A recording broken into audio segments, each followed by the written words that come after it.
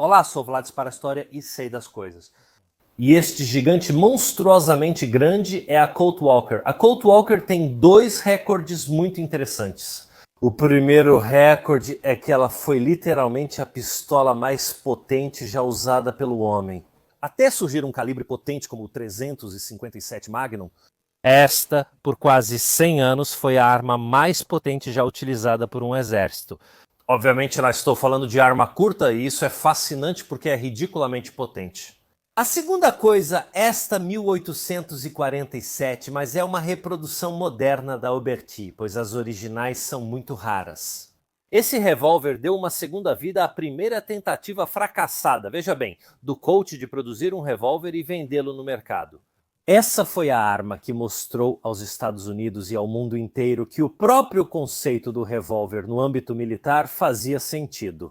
E se há um terceiro recorde que quero contar para vocês, é que essa arma, ou melhor, o original, é a arma mais cara já vendida em toda a história. De fato, uma dessas originais, produzidas em apenas 1.100 exemplares com a embalagem original, foi arrematada em um leilão há alguns anos pela quantia de $1.840.000. Vamos para o estúdio, pois quero contar a história dessa arma interessante. Que é um pouco a história de como Samuel Colt e seus revólveres entraram com força quase no mundo e na história das armas. Para contar a história da Colt Walker, é essencial mencionar Samuel Colt. Talvez seja a primeira vez que exploramos mais a biografia desse personagem neste canal. Samuel Colt nasceu em 1814 em Connecticut, filho de um fazendeiro que se mudou para a cidade para se tornar comerciante. Primeiro escravos, depois tecidos. O avô materno foi oficial do exército americano na Guerra da Independência dos Estados Unidos da América. O jovem Samuel Colt ganhará dele uma pistola de pederneira de tiro único. Colt perderá a mãe aos 6 anos, vítima de tuberculose. 2 anos depois, o pai se casará de novo. O restante da família de Colt, bastante numerosa, na verdade tem um destino trágico. Colt tem 3 irmãs, todas morrem. A primeira na infância, a segunda aos 19 anos também de tuberculose e a terceira se suicida. Ele terá 3 irmãos com destinos melhores, um será advogado, outro comerciante. O terceiro, porém, será condenado à morte por homicídio e se suicidará na cela antes de cumprir a sentença. Digamos. Aliás, o caso foi um fato policial extremamente famoso na época, tão famoso que até mesmo Edgar Allan Poe se inspirou nesse caso para escrever uma de suas 2 histórias. Samuel Colt é uma figura, mas esse irmão, John Colt, ambos merecem praticamente um filme. Aos 11 anos ele foi enviado para trabalhar em uma fazenda. Lá, ele se destacou por estudar avidamente uma enciclopédia do proprietário, interessando-se por vários aspectos técnicos. Ele contava depois que foi justamente ali, lendo essa enciclopédia e tendo consigo aquela pistola de um tiro só do avô, que se interessou pela primeira vez pelo projeto de armas de fogo. Observação importante: a história de Colt deve ser vista com cautela, pois sua principal fonte é ele próprio. E ele era meio falastrão, inventava histórias, truques, lendas, e era muito rápido em processar para defender essas histórias. Aos 15 anos, ele vai trabalhar na fábrica têxtil do pai, onde vai aprender a usar e pensar em uma série de máquinas. Ele também era muito fascinado por explosivos. Com explosivos, ele causaria mais de um desastre. Ele será expulso do internato onde o pai o colocou para terminar os estudos por incendiar um prédio. A pedido do próprio Samuel, o pai aceitará que ele vai estudar a arte de ser marinheiro de navegação e ele será aceito como cadete na Corvo. A lenda contada pelo próprio Colt diz que foi justamente na Corvo que ele viu o guincho para levantar e se inspirou nesse guincho para criar um revólver. Quase certo que essa história é totalmente falsa. Primeiro, o navio parou em Londres e Colt visitou a Torre de Londres, onde havia protótipos artesanais de revólveres. E nós sabemos que mais tarde na vida, Colt adquiriu um desses revólveres. Provavelmente para esconder o fato de que ele não poderia obter a patente de sua arma. Mas essa é uma outra história. Segundo ponto mais relevante, já mencionamos isso. No navio onde ele estava, havia um oficial da Companhia das Índias, uma organização que para seus oficiais havia comprado uma série de revólveres de Collier. Se vocês não sabem do que estou falando, cliquem no canto superior direito para conferir essa história. Até porque Colt baseou fortemente o seu trabalho nos revólveres de Collier. Na volta dessa viagem, durante a navegação, Colt fez um modelo de uma arma rotativa em madeira. Em 1832, ele retorna aos Estados Unidos e volta a trabalhar na empresa do pai, buscando financiar seus projetos. O pai não apoiava suas experimentações, então Colt resolveu trabalhar sozinho para juntar dinheiro. Ele passou a trabalhar por conta própria, quase como um fenômeno de circo. Na empresa do pai havia um químico. Essa pessoa era necessária justamente para lidar com certas substâncias relacionadas aos tecidos, basicamente para tingi-los corretamente. E com esse químico ele aprendeu sobre a existência de um gás que faz rir. Obviamente, estou falando do óxido nitroso Colt. Ele montou um laboratório portátil, viajou pelos Estados Unidos e pelo Canadá em feiras, fazendo as pessoas inalarem o gás. E esse show de feira era o do famoso Dr. Colt de Nova York, Londres e Calcutá, apresentando-se como esse personagem extravagante que basicamente fazia as pessoas inalarem drogas. Viajando pelos Estados Unidos com outro personagem, ele prepara um espetáculo inspirado na Divina Comédia, pois era habilidoso com explosivos. Ele organizará efeitos especiais e fogos de artifício para o espetáculo itinerante. Isso vai permitir que ele faça algumas amizades e ganhe um pouco de dinheiro. Conseguiu de um amigo outro empréstimo de $300, equivalente a $11.000 atualmente. E começou a trabalhar seriamente em sua ideia do revólver, mesmo não podendo realmente construí-lo.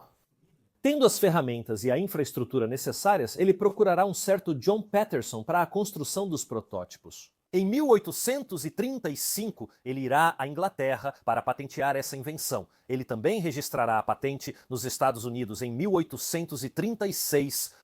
Colt, apesar de defender com unhas e dentes sua patente e seu produto, nunca afirmou ter inventado o revólver.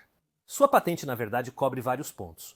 O primeiro ponto, que podemos chamar de simulação, provavelmente nem mesmo ele inventou, em sentido estrito. Vocês lembram da Torre de Londres? Era um revólver do século XVII com pederneira que fazia igual. Mas, acima de tudo, ele vai patentear uma série de características produtivas, porque Colt era muito focado na produção e na intercambiabilidade das peças.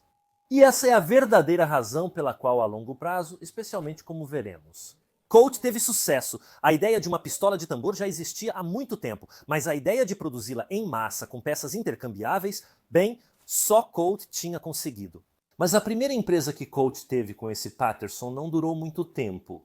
Apesar de seu primo Seldon Colt, que tinha uma série de conexões políticas, ter permitido que ele demonstrasse o revólver ao presidente Andrew Jackson e vendesse alguns exemplares de carabina para a milícia da Flórida, a empresa acabou falindo.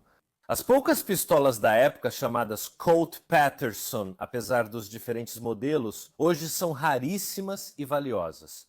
Após a falência da empresa, Colt foi trabalhar para Samuel Morse, o famoso criador do telégrafo. Ele trabalhou bastante nessa invenção, mas não esqueceu sua grande paixão, ou seja, as armas de fogo. De forma simples, em 1842, ele apresentou ao exército americano um cartucho para mosquete que usava papel alumínio, tornando-o impermeável. A virada, porém, viria em 1847, quando os Estados Unidos estavam em guerra com o México. Os Estados Unidos, que obviamente ainda não tinham a forma que têm hoje, e muitas vezes nessas zonas de fronteira do Velho Oeste, as fronteiras não eram algo definido. O Texas, que cerca de 10 anos antes se separou do México e conquistou a independência, aceitou ser anexado pelos Estados Unidos, tornando-se um estado americano. O México contestava a anexação e principalmente a fronteira do Texas, agora com os Estados Unidos. A fronteira que deveria seguir ao longo do Rio Grande. Só que os mapas e o conhecimento dessas áreas eram tão escassos que os Estados Unidos e os mexicanos não concordavam sobre qual rio. Como se fosse o Rio Grande. Os mexicanos os situavam mais ao norte e os americanos mais ao sul. É justamente nesse contexto que, em janeiro de 1847, Colt conhece Samuel Walker. Samuel Walker já tinha lidado com os revólveres de Colt. De fato, aquelas carabinas vendidas para a milícia da Flórida foram usadas contra os índios seminoles por um número limitado de soldados, entre eles Samuel Walker. Samuel Walker. Ele viu o grande potencial militar dessa arma. Foi o primeiro a realmente se interessar e enxergar o enorme potencial. Durante confrontos com índios, 15 soldados armados com carabinas Colt Patterson repeliram facilmente cerca de 70 índios. Walker, porém, queria algumas mudanças. Ele queria que a arma fosse mais potente, parasse facilmente um homem e um cavalo, fosse maior, tivesse 6 tiros e tudo isso integrado. Um modo de recarregá-la. Estamos sempre falando de revólveres de antecarga neste momento.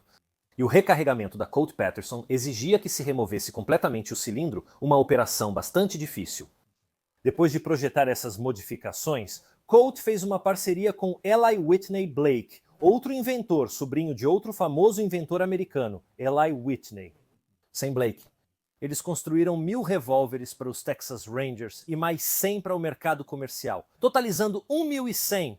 Essa arma militar será um novo começo para a Colt, porque em breve chegarão novos modelos e novos contratos.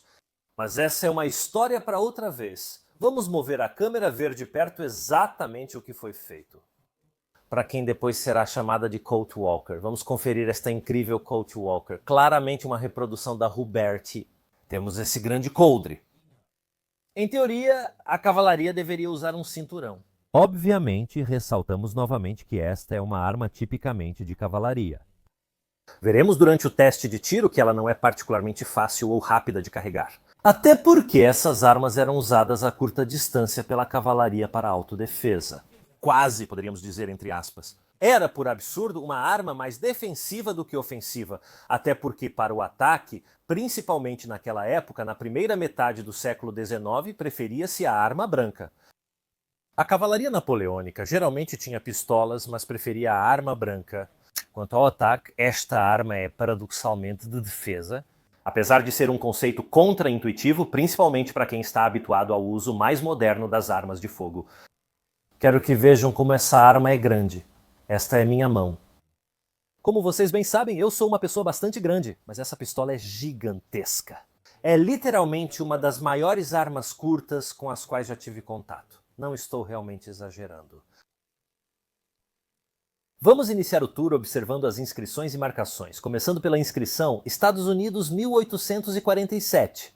Depois, no tambor da arma, dá para ver um pouco mal. Vamos ver se consigo mostrar para vocês contra a luz. Está escrito Model United States Mounted Rifle United States Mounted Rifle, porque, repetindo, esta era uma arma feita principalmente para a cavalaria texana, que naquele momento já havia sido anexada pelos Estados Unidos. As demais marcações, como a prova do banco de testes italiano e os números de série, fazem parte da reprodução moderna. Até porque, como dissemos, esta pistola é extremamente rara, original e incrivelmente cara. É a arma curta mais cara já vendida na história das armas curtas. Portanto, elas são riquíssimas em história e extremamente procuradas pelos entusiastas. Na parte de trás da arma, antes de tudo, vemos essa empunhadura, esse formato que para nós parece bastante estranho, especialmente nos tempos modernos. Principalmente, ela não tem um tipo de esporão. Em um revólver moderno, chamamos isso de algo que ajuda a segurar melhor a arma. Isso ocorre porque, como é uma arma de ação simples, muitas vezes precisamos girá-la. A arma na mão para armar o cão. Em teoria, facilita um pouco a recarga, mas, como veremos no teste de tiro, não é ergonômico, principalmente para padrões modernos. Mas considere que quando essa pistola entra em serviço, ela é usada, essa é a única, literalmente a única. Deixando de lado raríssimas exceções ocasionais de armas comerciais ou das poucas centenas de revólveres Collier que foram parar na Índia e são utilizados. Esta é realmente a primeira revólver marcial, no sentido de ter sido concebida do zero como uma arma marcial para ser utilizada por uma força armada bem específica. Então, há esse mérito. E também os defeitos que apresenta, que já discutimos, vamos vê-los agora, vamos vê-los durante o teste de tiro. São fruto disso, é uma arma experimental, entre aspas. Mais adiante, vemos o tambor da arma de 6 tiros, maior que o da Colt Paterson, que era de 5 tiros. Pequena observação, esta arma é brunida. Se você não sabe o que é, a brunidura é uma técnica de acabamento. O aço basicamente é oxidado de uma forma controlada para que não enferruje e deixa essa camada escura, quase preta. Podemos dizer que os tambores das Colt Walker originais não eram brunidos, todos eles eram deixados simplesmente com o aço não acabado, podemos dizer. Se vocês olharem, as fotos originais dessa arma não mostram o tambor brunido. Aliás, é uma maneira muito rápida, caso tenham dúvidas, de reconhecer se é realmente uma reprodução. Basta ver que tem o tambor brunido e logo sabemos que é uma reprodução, porque com certeza não é um original. Mais adiante temos essa peça que quase se destaca. Esta é uma chave que serve para desmontar a arma, para a clássica limpeza de campo. Essa alavanca aqui embaixo da arma serve para carregar as munições, especialmente quando vamos recarregar. Vamos ver isso um pouco melhor durante o teste de tiro no stand. Precisamos poder empurrar. Precisamos poder empurrar o cartucho para dentro. E saibam que é preciso bastante força, muita força. Então essa alavanca, que sem querer fazer trocadilho, serve de alavanca, ajuda muito. O principal defeito da Colt Walker é como a alavanca é presa, sendo mantida apenas por esta peça. Pequena lingueta que por sua vez tem uma mola leve. A arma talvez seja a pistola mais potente do mundo até o surgimento do 357 Magnum. Esse pedacinho honestamente não faz um bom trabalho em segurar, em manter firme essa haste de carregamento. Veremos durante o teste de tiro que regularmente, pela força do recuo monstruoso, essa haste se solta, travando a rotação do tambor dessa maneira. Está comprovado que, no uso real em campo, no Texas e na Guerra Civil Americana, se utilizava um pedaço de pano ou de couro para manter essa haste presa ao cano. Esta arma não é de recarga rápida, então não precisamos tanto dessa haste durante o combate, então é melhor prendê-la e amarrá-la enquanto a pistola cicla e funciona corretamente. Aliás, isso também vamos testar e vocês vão ver. Na frente temos uma mira bastante pequena e simples. Os órgãos de mira são bem típicos da época, podemos dizer. Aliás, algo muito interessante, a alça de mira fica no cão. Não a vemos quando o cão está abaixado, só a vemos alinhada corretamente quando armamos o cão, como desta maneira. A posição para o carregamento é o meio coque que vemos aqui, que deixa. Com o tambor livre, podemos carregar cada câmara individualmente. Quantas câmaras? Quando colocamos em armada completa, há um pequeno pino conectado ao gatilho, podemos chamá-lo assim, que sai e se encaixa nesses entalhes que vemos no tambor. Dessa forma, o tambor não pode girar, então sabemos que a câmara de disparo está perfeitamente alinhada com o cano. Podemos entender melhor essa arma desmontando-a em campo. Agora não vamos fazer uma desmontagem completa, não vamos mexer no mecanismo de disparo, porque com suas molas não conseguiríamos montar de novo. Mas o que podemos fazer é simplesmente colocar a arma em meia armada. Agora podemos mover esse bloco que mantém tudo junto para a direita da arma. Aqui está, saindo para fora. E quando sai, aliás, ele é mantido dentro da arma. Podemos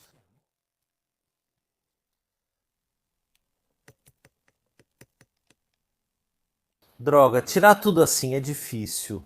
O que podemos fazer é girar o tambor para uma meia posição e usar a mesma alavanca de carregamento, que na verdade se apoia entre um cilindro e outro para fazer a alavanca. Aqui está. E separar as duas partes. Temos o cano com o bloco que mantém tudo junto e a alavanca usada para carregar. Este elemento que, como vocês podem ver, passa por este entalhe retangular. Neste ponto também podemos remover o tambor da arma que, como vocês podem ver, gira neste eixo gigantesco. O tambor é uma das partes mais pesadas de toda a arma.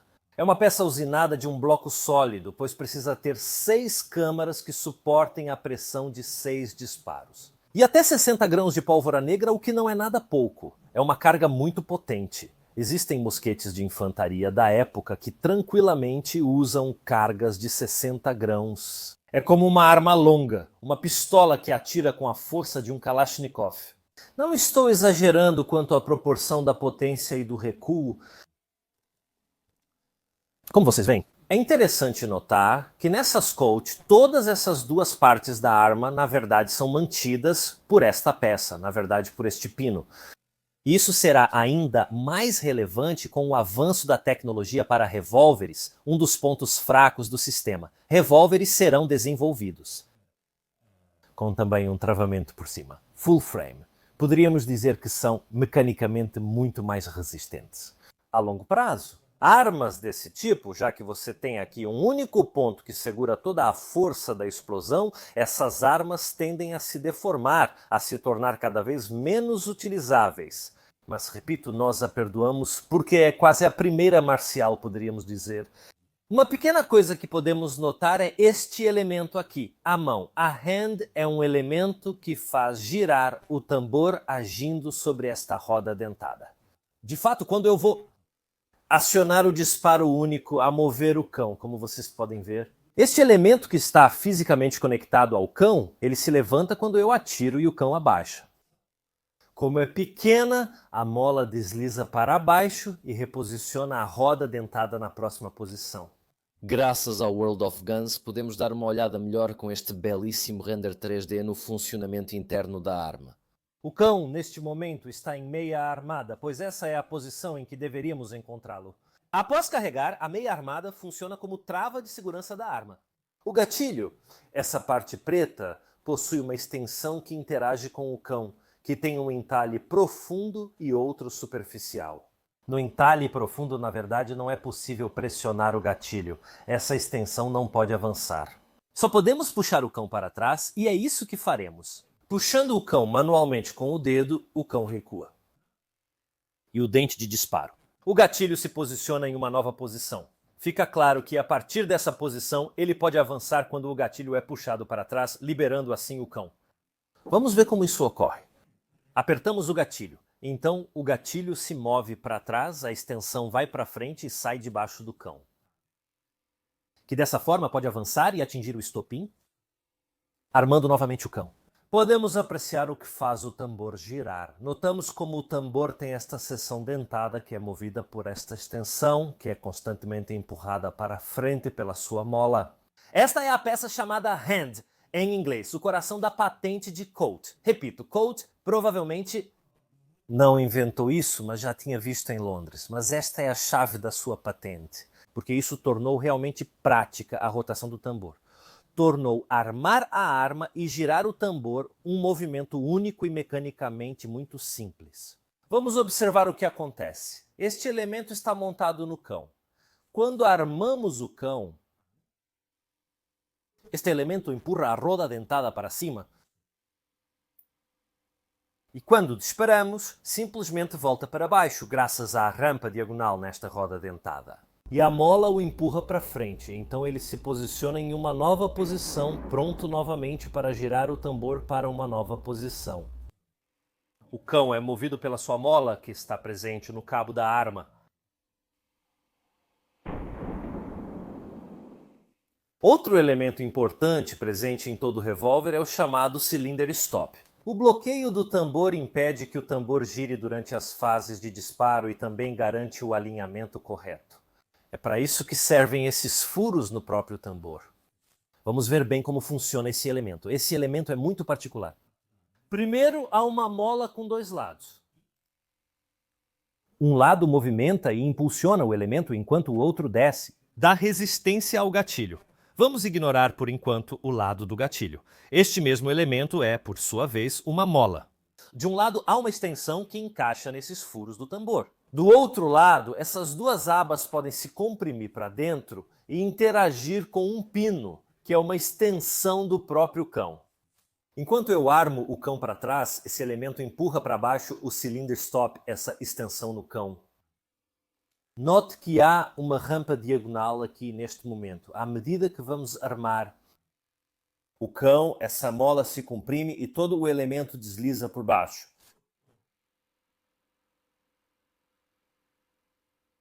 Ele se solta do pino e desliza por baixo. Acionado, obviamente, pela sua própria mola que trava o tambor em rotação. Quando vamos disparar, como vocês podem ver, o cão, com esta extensão, ele passa... E pode passar. Há um plano diagonal que comprime essa peça e é possível perceber levemente essa compressão. E ele se reposiciona embaixo desse elemento, pronto para ser armado novamente. Para recarregar a arma, usamos a alavanca que fica embaixo do cano, que move essa extensão nessa leve inclinação diagonal do cano, que transforma o movimento de rotação para baixo em um movimento linear que vai empurrar a bala para dentro do tambor.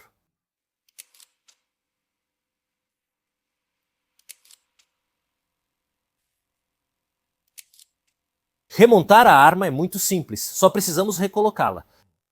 O tambor colocamos... Quase coloquei este elemento no cano. Atenção, colocamos. Colocamos tudo junto. Empurramos para dentro este bloco de fechamento. A arma já está pronta. Vamos testá-la, pois é realmente especial. Muita gente que nunca atirou com revólveres de antecarga subestima o quanto é trabalhoso o processo de carregá-los e usá-los.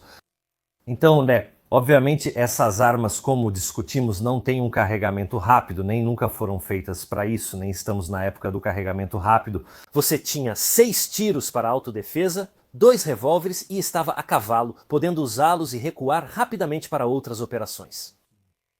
A 60 grãos, mas raramente era carregada com essa quantidade, pois já é o limite. Agora vamos usar 45 grãos de pólvora negra moderna, o que reproduz bem os 50 grãos clássicos da época. Poderíamos dizer desse ponto de vista como se faz. Temos nosso dosador de pólvora. Também havia cartuchos de papel com pólvora dosada, mas não temos. Então, não é meu. É, um pouco demais, mas tudo bem, não tem problema.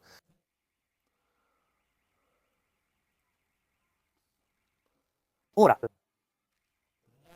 Vamos pegar, colocar na meia altura, assim pode girar tranquilamente. E agora?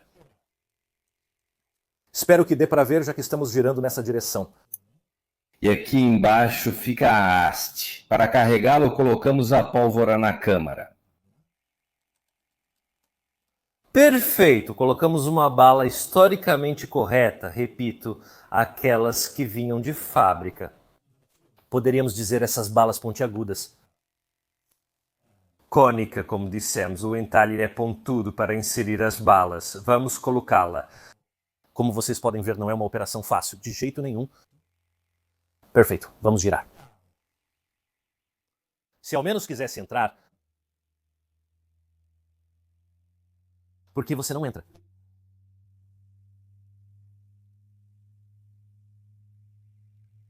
Nada, fingimos, ok, ele entrou na posição, conseguimos. E então podemos pressionar para dentro. É preciso bastante força. A bola que ainda está aparecendo.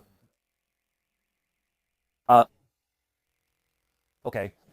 E essa operação precisamos repetir para cada câmera. Então, novamente, não é uma operação nada rápida. Poeira. É aqui embaixo que tem mais bolas. Um pouco de exceção DAO.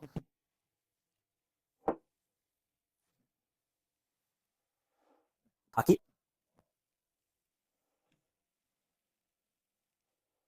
Estamos aqui, polvere dentro.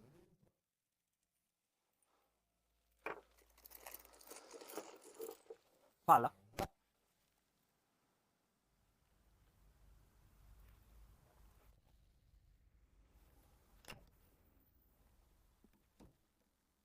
Oh!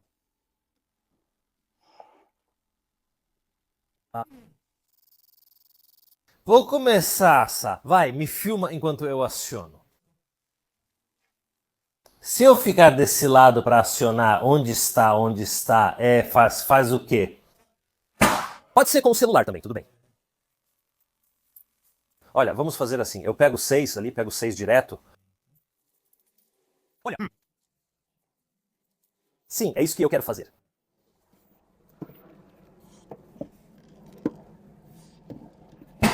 Não é melhor se eu apoiar eles porque a caixa está inclinada. Não é apoio porque... tudo bem.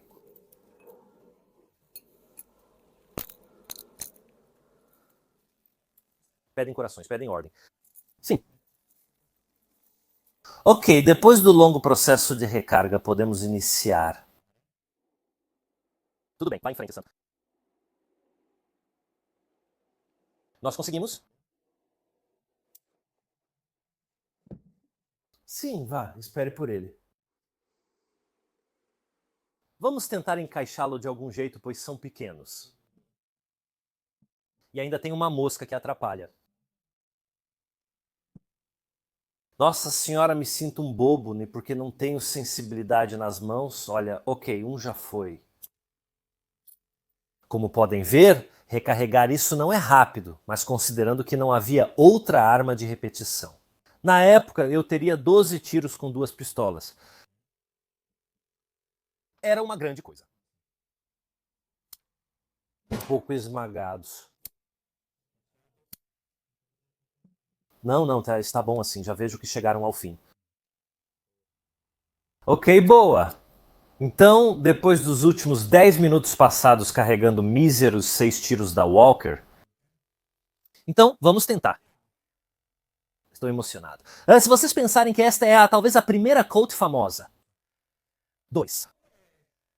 A arma mais potente é curta até a chegada do 357 Magnum, é pesadíssima pra caramba, não é algo pra segurar na mão por muito tempo. Eu gostaria de usar a outra mão, obviamente, pra aliviar o peso, mas vamos ver.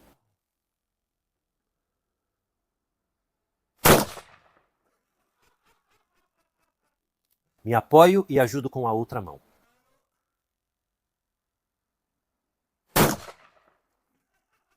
Ajuda, vai um pouco alto, nem Solari, mas eu me apoio com a outra mão porque não dá.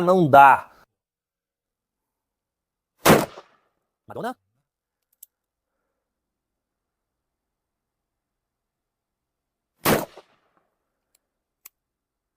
Ok.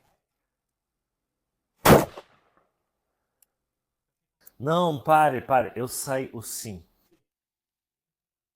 O quê? Ok? Ah, entendi. Um defeito da Volker, sim, é um defeito da Volker. Nós percebemos agora.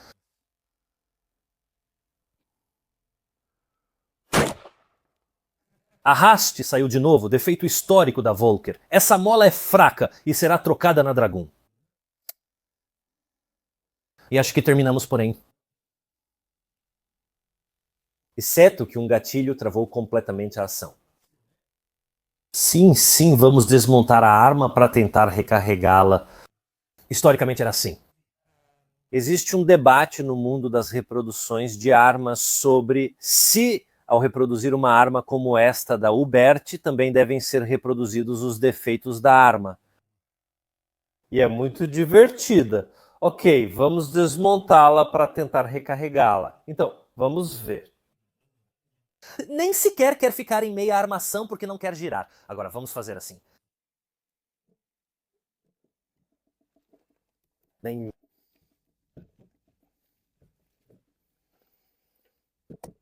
Aqui está.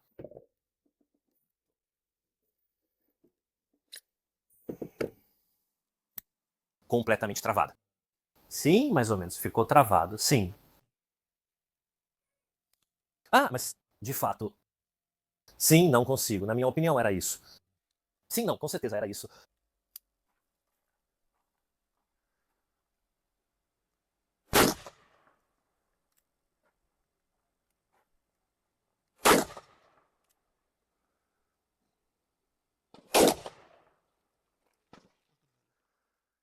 Caramba, sabe o que vou te dizer? Sim. Veja, eu estou acostumado a usar essas assim. É pesada, mas não pesadíssima. Dá pra usar. Me diga uma mais pesada. É pesada, mas dá pra usar. Sim, dá pra usar. Por que não preparar algumas doses, já que essa parte é a mais lenta? E dosar. Por que não? Ó, entra um pouco mais. Aqui está. Droga, que merda.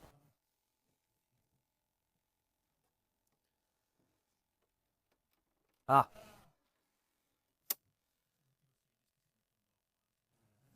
Sim, não conseguimos bater nela o suficiente. Às vezes você corta tudo porque eu vou fazer ela parar por causa dos palavrões. Depende, às vezes deixo. Então, vamos lembrar de uma coisa. A gordura, ou seja, não serve nesse caso para prevenir. Não. Não serve nesse caso para prevenir. Não, melhor não, sim. Marginalmente melhor, marginalmente melhor.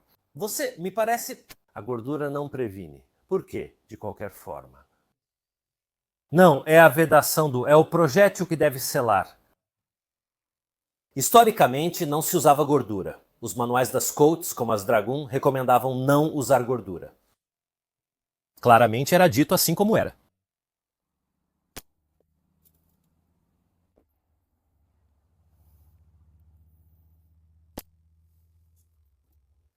Ok, segunda recarga. Não entendo como alguém usa essa arma com uma mão só.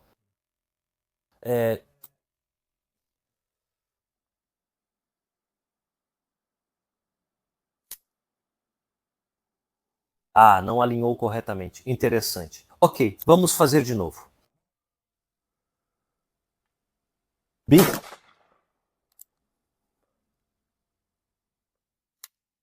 Por que não está com a linha correta? Espera. Sim, eu pressionei eles. Tudo bem, pulamos um quarto, vamos voltar lá.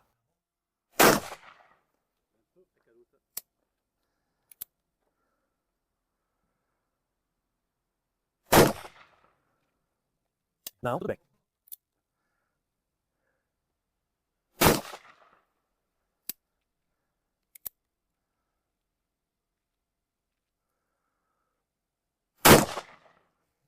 Cade continuamente. Ok. Acho que terminamos de atirar. A câmara está cheia e o tambor parou. Espera, vamos ver assim. Ok, de novo. Ok, vamos ver se conseguimos.